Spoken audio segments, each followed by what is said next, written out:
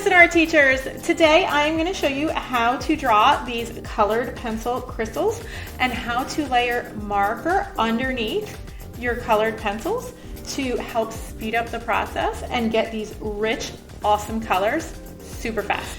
Let's get it on! Here we go! Okay, so the first step is to lightly sketch out your crystal in pencil and make sure you map out where your highlights are. So where your white areas are, or your really light values, the values that are lighter than your marker color. And you're going to go ahead and take the same color marker that you practiced with in your value scale. It's really important to do the practice first and then look super closely at your crystal and decide where are those values that you practiced to use the same kind of colors. So here now I am blending out where that highlight is. That edge is not so harsh.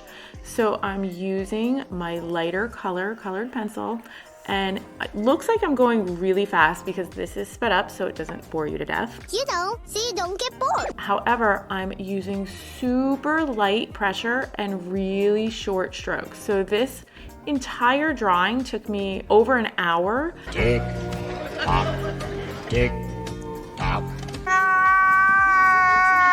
And this video is cut down to almost 6 minutes.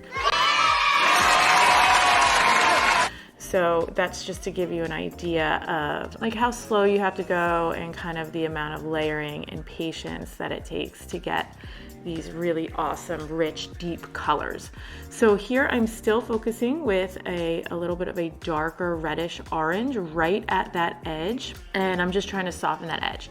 So now I'm gonna start creating those darker values. So I'm gonna use the same colors that I practiced in my value scale on the reference photo, and I'm layering these cool darks.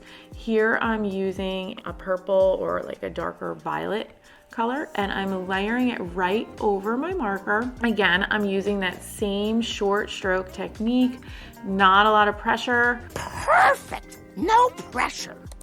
Super sharp points. And now I'm taking my darker undertone, that darker blue that I practiced with, and I'm softly layering those colors. It's gonna look just like it did when we did our practice. It's gonna look a little weird at first, where it looks a little too purple or too blue, but just like we learned in the practice exercise, when you layer those 3 hue colors, those 3 reds, over the top of those darker cool tones, you're gonna get those really awesome deep shadow tones.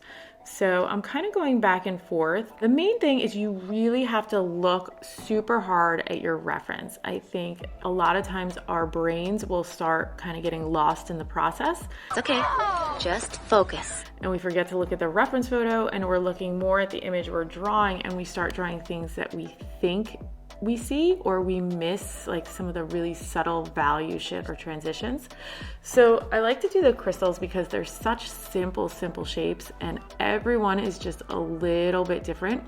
And it's these really super subtle shifts in value that make them really look dimensional and come to life and have all of those like amazing, like glowing colors that are kind of coming from underneath. That was really beautiful.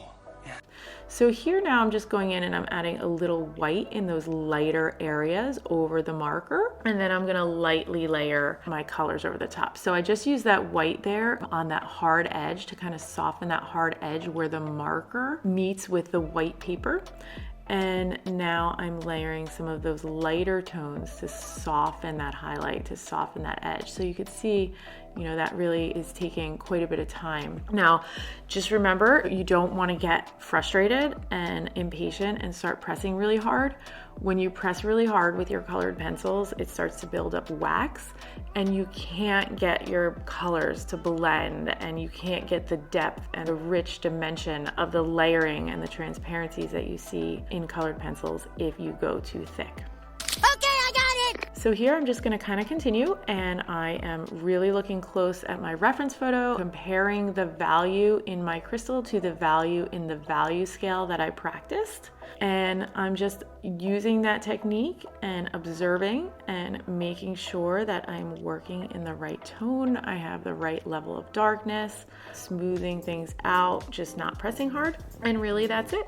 All right, let's work it.